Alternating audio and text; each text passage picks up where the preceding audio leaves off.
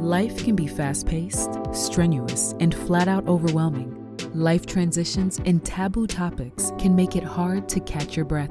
Welcome to Breathe, a podcast that enables you to slow down, get your bearings, and engage in real conversations where no topic is off limits.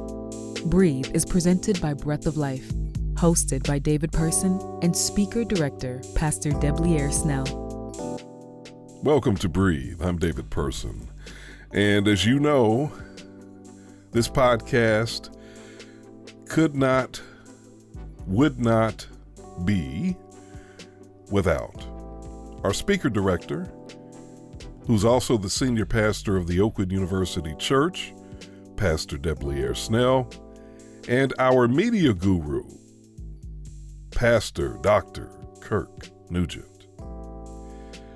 Let's get into part 2 of our conversation about being excuseless, which is also the title of the new book by Pastor Snell. So, former Oakwood University president, the late, great Dr. Benjamin Reeves, used to end every graduation service with this reference to this quote from Sir Andrew Barton. You probably know it. He would say, "I'm hurt." Yeah. Sir Andrew Barton cried, "I'm hurt, but I'm not slain. I'll lay me down and bleed a while, and then I'll get up and fight again." Yeah. And that's kind of what I hear you saying. Oh, very much. So we can acknowledge the challenges. We don't have to be in denial about the challenges. But we cannot allow the challenges or the setbacks to define us or to determine how our future is going to play out. Sure. Yeah. And even with the book, so we, after we break from the two characters, we just kind of look at certain common excuses and we just kind of walk through them. So certain excuses like, I don't have enough time, you know what I'm saying? Or procrastination. That's a big one. But one of the things that we try to do is look at it, a little bit differently. So a lot of times we see procrastination as kind of like the problem in and of itself. One of the things we talk about in the book is that procrastination is not necessarily the virus; it's actually the symptom. Meaning, usually we're procrastinating about things that when we're overwhelmed, when we are afraid, or when our life is just too cluttered. Procrastination is the result. It's not necessarily the cause. You see what I'm saying? Yeah. So that, man, whenever I'm just intimidated by a task, whenever I'm just overwhelmed, what happens is we figure out different ways of dealing with that sense of being overwhelmed. Like if I'm afraid to do something, you know what one of the things procrastinators will do? They'll do something else that's noble or good, that has value, just to keep from having to deal with that big thing, that intimidating task. Or just something when your world is just cluttered, you know what I'm saying? And you just have so many different things. Sometimes, and it's not even like, all right, there's these 2 or 3 good things and all these bad things. No, I just got a bunch of kind of good things. It's hard to know which things to give energy, time, and focus to. And as a result, procrastination occurs. Yeah. So that we even kind of talk about those different things like, I don't have time. We deal with procrastination. We talk about, when we say I'm too busy to pray, all those different things. But we try to deal with it not so much from just a behavior standpoint, but what is happening in the soul, what is happening in your mind, what is happening emotionally that is keeping those things, constant and consistent in our lives. So when did you first come up with this term, excuseless? Yeah, so honestly, Dave, this thing has been swimming in my soul for about a year and a half now. I was actually hoping to really sit down and write this book, and I was hoping to release it in 2023. But one of the things I tell people when it comes down to writing a book, it's probably the closest thing a man will go through in terms of giving birth, you're right? And just like a baby, at 3 months, it's premature, 6 months, it's premature. And honestly, the concept was there, but it was just premature. And so, it had to ripen, it had to develop. I had to kind of really think through some ideas and research it a little bit more. And kind of once it comes full term, just like labor, the writing process becomes almost involuntary at that point. Like you just gotta get it out. Yeah. And that's kind of where I was from, the holiday season, kind of up to the spring. I kind of would dedicate 2 days here, 2 days there, 4 days there, to the writing process amidst all the other different things that we had to get done, because I realized, and God made it very clear, that this is the season for it. And I do think that books, I think they have a certain shelf life, not that they don't have value outside of a particular year, but I do believe that in this particular time, so I think get unrealistic. I think it was needed and necessary for that particular season. And I think this is where God has been speaking in a very pronounced way, at least for the body of Christ where I serve, for this particular season. And so it's kind of been inside of me for over a year and a half. But see, this is the thing, though, David. I didn't really, I think most burdens don't start with like, okay, man, I'm just burdened for these people over there. It starts with you. Yeah. Like, I mean, there are just things in my life that, and one of the things we talk about in the book is the worst liar is not the one that deceives others. It's the person who deceives themselves. Mercy. Like, there are things that I have been deceiving myself on and saying, man, just too busy, I don't have enough time, too many things going on. And the spirit is just sitting down. It's just like, yo, you should stop lying to yourself. Mercy. Wow. You should just stop telling yourself that lie. Things, yeah. And so like even even those things did not change. They didn't change right away. But the change started when I stopped saying, man, I just don't have time. Wow. Or I'm just too busy. Yeah. Or, man, if the gym was closer. Or, man, if I had more money. Or if I had, if I came from this house. Or if I grew up like this. Like, no, those are lies that I had just been telling myself too long about some things. And I ain't going to lie, the truth is kind of like, we got spotlights in here, and if you look at them too long, they kind of have a blinding effect. Yeah. Man, the truth, man, has this blinding at first impact. But, man, like all light, it clarifies, and it helps you see things as they truly are. And some of those things were spiritual. Some of those things were professional. Some of those things were just with my daily habits in terms of how I maximize or was not maximizing my days. At the end of the day, it's funny because, like, even with just certain things. So one of the things I talk about in the book is what we call the small things. So that we tend to look at these major things that we have to do or not do in the course of a day. So, like, one of the things for me, when I get home, one of the ways I try to unwind is, just kind of watching some sports, catching up. It allows me to turn my brain off. So one of the things that will happen is, my son, he's now turning 14, just turned 14 as a matter of fact. So he had been really craving just a little bit more one-on-one time, just simple stuff. Go in the driveway, play ball, different things, so on and so forth. And I'm just telling him and myself, son, I just got so much going on, don't have time, da-da-da. And so I'm just sitting on the couch one day, right? Just, unwinding, just turning my brain off, because this is just kind of how I decompress. It's not evil. It's not wicked. It's not bad. Yeah. But, like, I'm sitting here and the Spirit's like, see, you have time. You have time. And so, like, even just kind of saying, I'm going to shave kind of 20 minutes a day from this.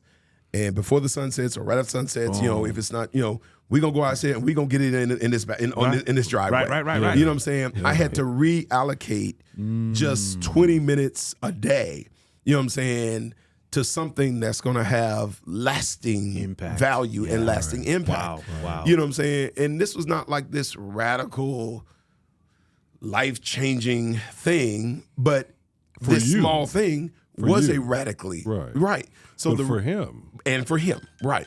But see, at the end of the day, you're saying, I don't have time. Yeah. I'm just too busy. I'm just too tired. Yeah. Where it's just like, no, I had to redivert attention in that way. Let me give you another instance. I'm an active Christian, imperfect Christian.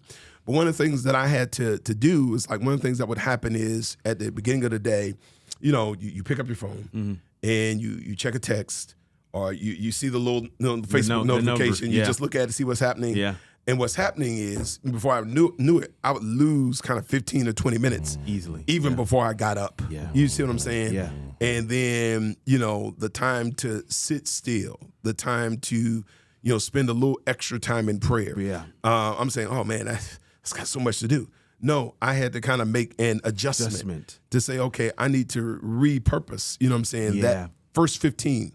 Like, I can't start with this. Let me turn this over and make sure that I give time to that which is most essential and most critical. And so, like, one of the things that happens is, like, we don't lose certain battles in these 7, 8, 10, 12-hour segments. It's these little 15-minute, 12-minute, 20-minute, 30-minute windows that I'm giving to things that may not have that may not give me any return, but I'm still making a lot of investment there. And so, like, those are the kind of things where, when we talk about I don't have enough time, so on and so forth, like, those are the kind of things where those little decisions, those little choices in the book of Song of Solomon, the Bible talks about how he says, get the little foxes, for it is the little foxes that spoil the vine. And in the course of any given day, there are these little foxes. Yeah. Like, they don't seem major. And it's funny because, like, even when in Israel, when these little foxes spoil the vine, like, when you look at these vineyards from a distance, you don't really see it like a problem. No. But it's not till you get up close that you see, man, these little baby foxes that will come in and eat like, these tiny grapes. And they wouldn't get the big grapes. They get the tiny grapes. Yeah. And before you know it, your whole harvest is destroyed. Yeah. And so even when it comes down to things that we say, man, we don't have time to do date night with the missus. I don't have time to exercise. I don't have time to pray. I don't, man, I'm too busy to serve, in my church or in my community. I think if we are able to just kind of reallocate small, but over the time, cumulatively, certain investments of time, you can actually radically shift, your life's experience. Like, even things where we kind of talk about, I was talking to a family, counseling them, and, they're kind of saying, I want you to prioritize a family vacation, getting away, making that a priority. Well, we just can't afford it, so on and so forth. We can't afford it, things are too tight, so on and so forth. So I asked a simple question. I say, you guys go out to eat, for lunch, dinner, how do you do that? So they just kind of said, roughly, kind of, 3 or 4 times a week for lunch, a couple times a week for dinner. And so I said, kind of, what does that wind up totaling in expense? Right. And so that amount wound up being, a little over $100 a week. Yeah, that's roughly $400 a month, almost $5,000 a year. There's your vacation. And there's your vacation. Yep. And I'm saying, listen, these are the little foxes. Wow. You know what I'm saying, that are spoiling your vine. Yeah. And I'm not saying, listen, because because one of the things I talk about in the book, I'm not anti-recreation, I'm not anti-fun, I'm not but I'm saying you got to make sure that your professed priorities become your actual priorities. Because that's one of the things that happens, is what we profess as the priority, those are not usually the things that we give time, attention, and resources to. Yeah. Right. The time, attention, and resources are going to other things that are things that we say are not really the actual priority. And I'm saying, like, we're not saying cut it out altogether, but let's just say you cut that in half. You know what I'm saying? You can get down to Destin, you know what I'm saying? Right, and get you some time on the beach. And I'm saying that's going to add more value to your life than what the DoorDash is doing. You see what I'm saying? So good. And so those are the kind of things that we explore. Whatever our life's rhythms, what are the things that we're giving time to? What are the things that we are omitting? You know what I'm saying? Yeah. At the expense of the things that should matter the most to us. I also, reading between the lines, sense that you're suggesting to us that change doesn't have to be instantaneous. We can, in Christ, in God's mercy and grace, we can change incrementally. So we don't need to be afraid if we can't achieve, this monumental change in a moment or an instant. Matter of fact, I don't think any change occurs that way. By and large, I think, I think that there are moments where I just think even the way we accept truth happens in phases. Like I read something a little long ago that kind of says, when we hear truth, it goes through 3 phases. First, it is violently opposed, then it's moderately accepted, and then it's embraced as if it was self-evident all along. Like, you know what I'm saying? That's kind of like, you know, when you're confronted with a new idea or something that's radically different than how you've always seen it, you're like, then you say, well, then you say, you know what, that makes sense. You know what I'm saying? Yeah. That's kind of just tends to be kind of how we are. You know what I'm saying? And so I do think that what we're talking about is, but I think the main thing with the book is it's even if you're not switching and changing all of your habits right away, it starts with saying, I cannot lie to myself anymore. You can't tell yourself, man, I don't have time to pray. You can't tell yourself there is no room in my life to serve. You cannot tell yourself that, man, you know, if I had more money or more time or more this or more that, I would be healthy. Because the thing about it is, greater assets don't change your priorities. Like, you know what I'm saying? Like, there's nobody that gets a 27-hour day. You know what I'm saying? Right. Nobody. There's nobody that gets a 9-day week. You know what I'm saying? Anybody that's fruitful or productive or doing something, they got to do it within those 24 hours and within that 7-day weekly cycle. And each and every one of us has to operate in that same space. And so I think a big point of growth for me personally in the last year, and again, let me be clear, you know, I'm still not executing and acting on everything perfectly. But where I began the growth curve was when I stopped lying to myself. And I just sit with the truth that, man, you know what? I'm just not handling business here. So if you say, man, you know, Pastor, you know, so we got some friends that if you're trying to get me to come to the gym at 5 in the morning, I won't tell them I don't have time. I'll just say, you know what, listen, I'm not prioritizing that right now. You know what I'm saying? That's a different answer. Not exercising, but not the 5 a.m. Yeah, That's just not a priority right now. I ain't going to say I can't come. I can come. I'm not going to say I can't make it. I'm just not prioritizing that right now. Or even if it's whatever it is, it begins with saying, all right, I'm not going to lie to myself or to others. Because this is the crazy thing about it. Others don't believe you. Others don't believe you. The only person that believes the lie is you. Yeah. So the big question now is, when is the book coming out? Yeah. So April 5th, you'll be able to go and order it in a couple places. You'll be able to get it on, first of all, go to our website here, Breath of Life, www.breathoflife.tv. And you'll be able to order it there. As a matter of fact, you can get it a little bit more inexpensively than if you go through Amazon, which is the other place you'll be able to get it on Amazon. You'll be able to get the ebook or the hardback copy on Amazon.com. And then in about 30 days from now, you'll actually be able to get the audiobook. And we're working diligently on that to make sure that that's packaged and ready for you. So within about 30 days, you should be able to see that coming as well. And we're really excited. I think it's going to really be very helpful. Yes. It's going to really encourage a lot of people. I think it's going to clarify some things. And even if you don't have this radical shift in behavior, I think the chains fall off when you just stop telling yourself the untruths about why I'm not growing, why I'm not more spiritual, why I'm not more healthy, why I'm not a better husband, why I'm not a better wife, father, so on and so forth. It begins when I stop lying to myself. I love that. Yeah, I love that concept. I like it. Well, this is exciting. April the 5th. Yep. Amazon and also at breathoflife.tv. Yeah. And then 30 days after that, the audiobook. So by the top of May, you should be able to access the audiobook. Right. I'm kind of new to the audiobook party. Probably I heard you decided to fire the guy who done the previous audiobook. I heard about that through the grapevine. I promise you I did not decide. Listen, I love that guy. He did a tremendous job on our last project. It was just something because some of it is so personal.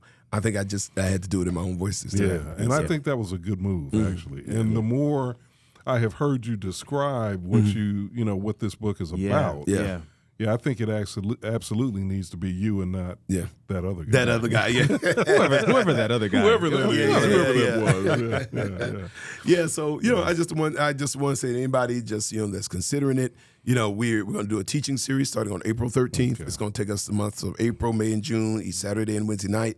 On April the 14th, we're going to do 21 days of prayer And each morning during those 21 days, Pastor Nugent, myself, our staff, will be going through the content of the book. We'll be praying and testifying and encouraging one another.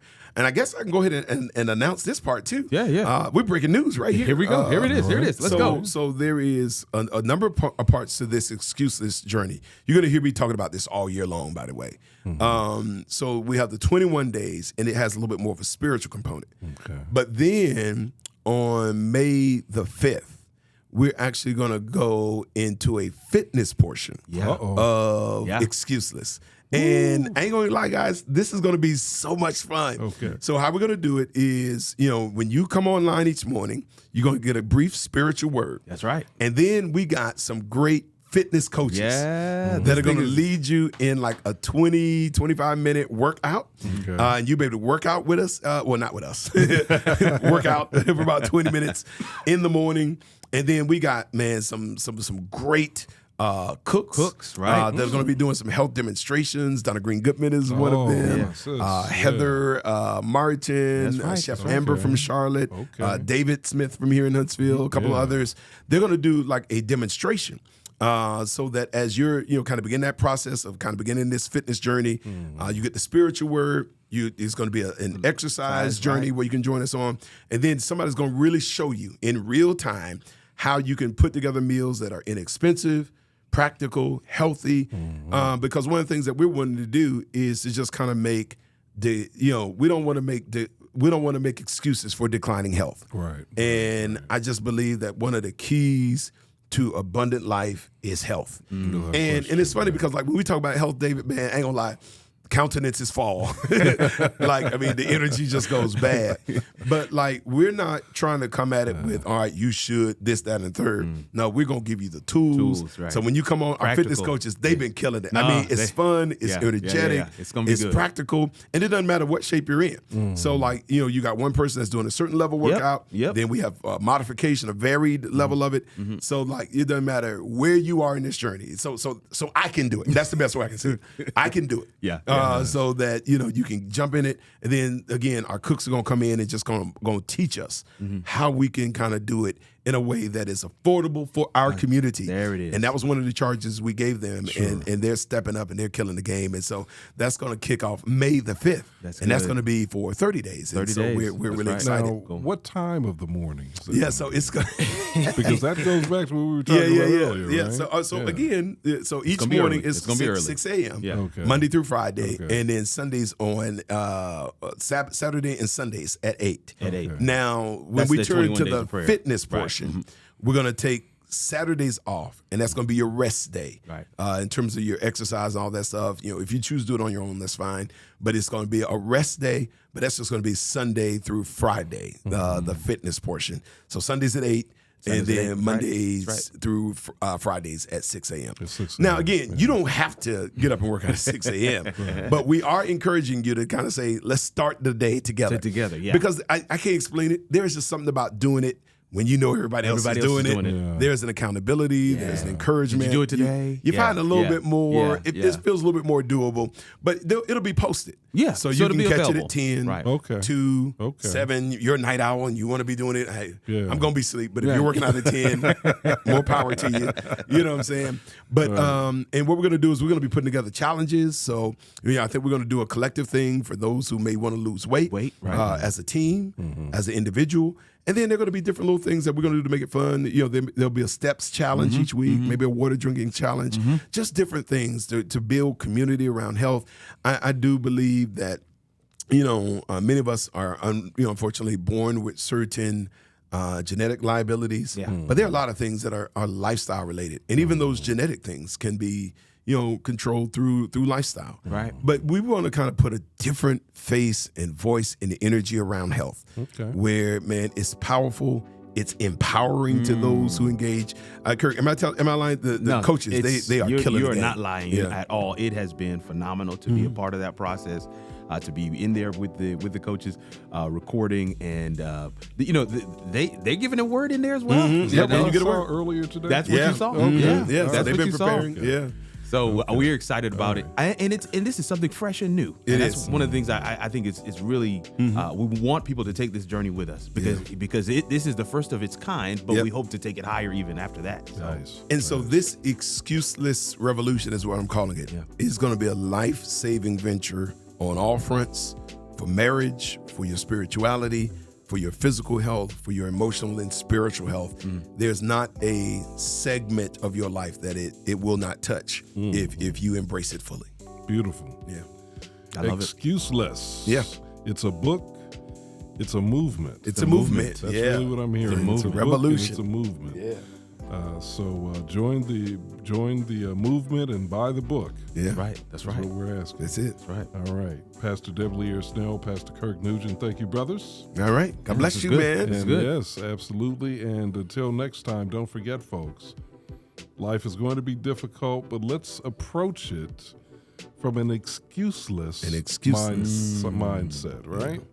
An excuseless mindset. And you can get there by stopping the excuses, praying, and breathing.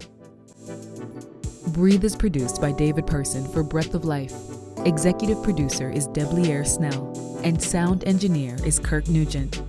Audio episodes of Breathe can be found on Apple, Spotify, or Google Podcast platforms. For video episodes and extra content, check out the Breath of Life YouTube channel. Breath of Life is faith-based content, resources, and programs from a contemporary urban perspective for those looking for hope and guidance. We believe that every breath we take is a testimony that God is consistent, that He loves us, and has a plan for our lives.